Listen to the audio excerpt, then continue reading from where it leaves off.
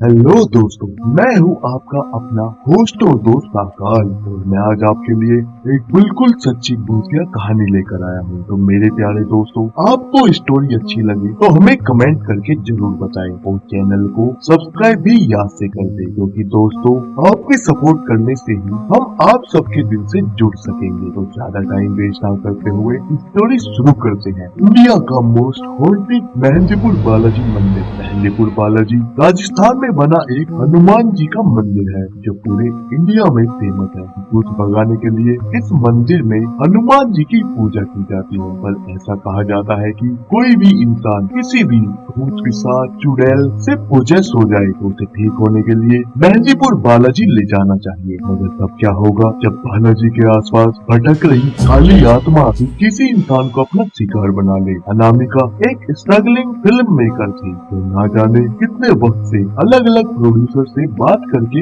उनसे काम मांगने की कोशिश कर रही थी। मगर छोटे मोटे काम के अलावा अनामिका को कोई काम नहीं मिल पा रहा था। तभी उसके एक दोस्त ने उसे बताया कि एक प्रोड्यूसर को अनामिका का काम बहुत अच्छा लगा है। वह एक बहुत बड़ा प्रोजेक्ट है और वो प्रोजेक्ट वो अनामिका से कराना चाहता है। यह सुनकर अनामिका की आंखें खिल उठी। उसे लग रहा था शायद वह जो स्टार्टिंग पॉइंट इतने दिनों से इतनी बुरी तरह से ढूंढ रही थी वह अब उसे मिल जाएगा।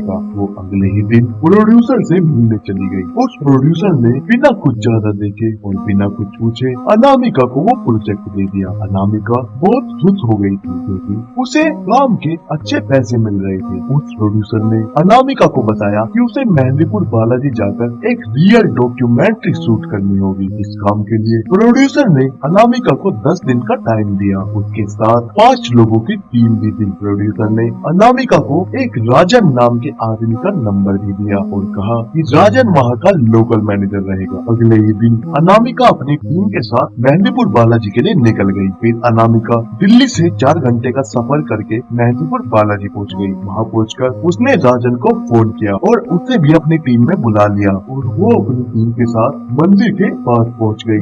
मंदिर पहुँचते ही अनामिका को एक अलग ही सेंसेशन फील होने लगी। वह एक्साइटेड तो थी मगर उसके साथ साथ उसे एक अजीब सी बेचैनी हो रही थी। अनामिका और उसकी टीम शूट शुरू करने से पहले मंदिर को अच्छे से देखना चाहते थे। जब अनामिका मंदिर एक्सप्लोर कर रही थी तो अनामिका ने वहाँ काफी सारी डिस्टर्बिंग सी कुछ औरत बैठी देखी जो अजीब सी हरकत कर रही थी। कोई औरत चिल्ला रही थी, कोई पागलों की तरह बस हंसे जा रही थी। उन्हीं में से एक औरत ने अनामिका की तरफ देखा। वह अचानक ही हंसते हंसते रुक गई और फूट फूट कर रोने लगी। अनामिका वहाँ से तुरंत आगे चली गई। चलते चलते अनामिका मंदिर के बीच में लगे पेड़ के पास आ गई। उसने देखा कि वहाँ एक बूढ़े बाबा बैठे हैं जो ध्यान लगा रहे थे। अनामिका वहाँ से जा ही रही थी तभी बाबा ने उसे आवाज लगाई। अनामिका एकदम से चौंक गई और वहीं रुक गई। उन बूढ़े बाबा ने आंखें खोली और अनामिका को घूर कर देखा। उन्होंने उससे कहा, बालाजी मंदिर में कई चमत्कार भी होते हैं लेकिन कई खौफनाक चीजें भी।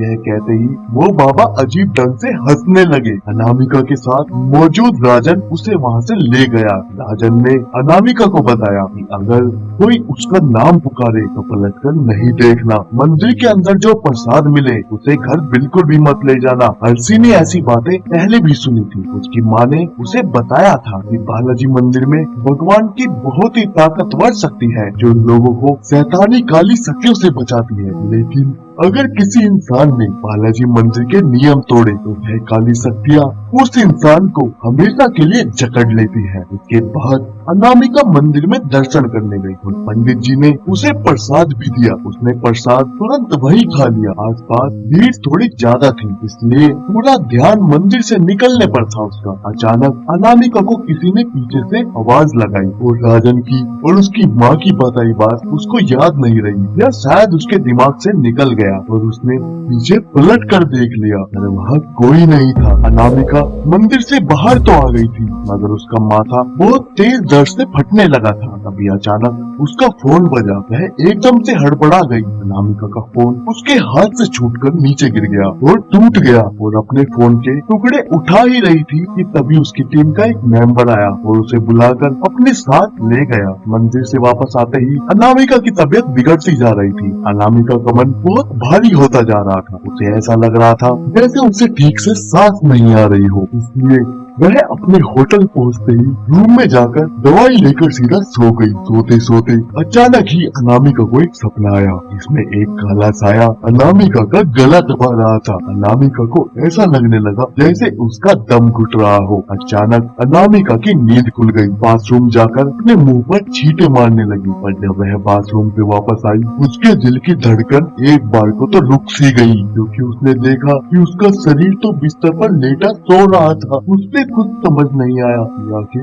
उसके साथ यह क्या हो रहा था। वह बार बार अपने शरीर को छूने की कोशिश कर रही थी मगर किसी हवा के झोंके की तरह उसका हाथ शरीर से आर पार हो रहा था। अचानक ही उसे अजीब सी आवाज आने लगी, किसी के बहुत तेज सांस लेने की आवाज। अनामिका ने मुड़कर देखा, उसके बाथरूम की लाइट फ्लिकर हो रही थी। वह बाथरूम की तरफ गई, वहाँ कोई भी नहीं था मगर वह जैसे ही मुड़ी उसने देखा कि उसका शरीर अब बिस्तर पर बैठा हुआ था। उसके बालों ने उसके चेहरे को ढक रखा था। वह तेज सांस लेने की आवाज अनामिका के शरीर से ही आ रही थी। वो जैसे ही अपने शरीर के पास गई अचानक से उसके शरीर ने अपना सर उठाया और अनामिका का दिल पूरी तरह से दहल गया। अनामिका का चेहरा किसी चुड़ैल जैसा लग रहा था और तो और उसके चेहरे पर नाक या होठ नहीं थे, सिर्फ दो लाल आंखें थी और वो आंखें बहुत भयंकर लग रही थी। अनामिका बहुत जोर से चिल्लाई। उसने अपनी आंखें बंद कर ली पर इस बार जब उसकी आंखें दोबारा खुली तो वह अपने बेड पर थी। उसे रियलाइज हुआ कि वो तो बस एक सपना देख रही थी मगर वह सपना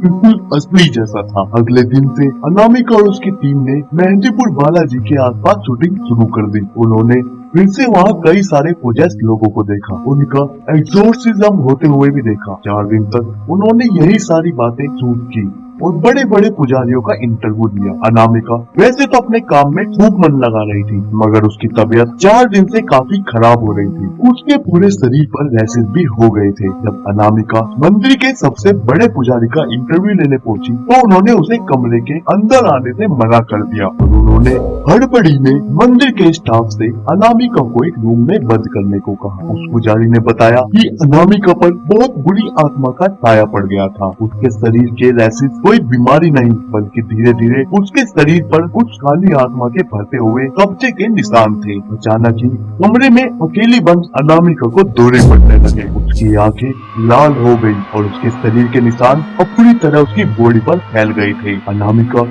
बहुत डरावनी लगने लगी थी। वो बार बार दरवाजे पर अपना सर मारकर दरवाजा पीटने लगी थी। अचानक से वह एक आदमी जैसी आवाज में बोलने लगी और उसी शैतानी आवाज में पुजारियों को गाली देने लगी। पुजारी अपने साथ कुछ और पंडित को लेकर उस कमरे में आ गए और अनामिका का एक्सोर्सिज्म यानी झाड़ फूंक करने लगे। यह पूरा प्रोसेस अनामिका की टीम रिकॉर्ड कर रही थी। अनामिका पूरी तरह पोजेस हो गई थी। वह बार बार अपना सर जमीन पर पटक रही थी। अचानक अनामिका बिल्कुल कंट्रोल से बाहर हो गई तो अपनी टीम के कैमरे लिए और जमीन पर पटक पटक कर तोड़ दिए। फिर उसने वहाँ मौजूद एक पुजारी का गला पकड़ लिया और उसे हवा में उठा लिया, लेकिन बड़े पुजारी ने फौरन ही उस पर लाल मिर्च डाली और अनामिका ने पुजारी का गला जैसे ही छोड़ा तो उसे चैन से बांध दिया। 2 दिन तक और एक्सोर्सिज्म करने के बाद अनामिका के अंदर से वो काली आत्मा निकल गई। अनामिका ठीक तो हो गई, उसे अपना एक्सोर्सिज्म बिल्कुल याद नहीं था मगर अपनी टीम की बातें सुनकर वह हैरान रह गई। इस इंसिडेंट के बाद के प्रोजेक्ट से हटा दिया गया। अनामिका ने फिल्म बनाने का सपना हमेशा के लिए छोड़ दिया पर अनामिका कभी समझ नहीं पाई कि उसके साथ यह सब क्यों हुआ और कैसे हुआ। तो दोस्तों आपको क्या लगता है? अगर आपको अच्छी लगी हो ये वीडियो तो दोस्त कमेंट में जरूर बताना। धन्यवाद।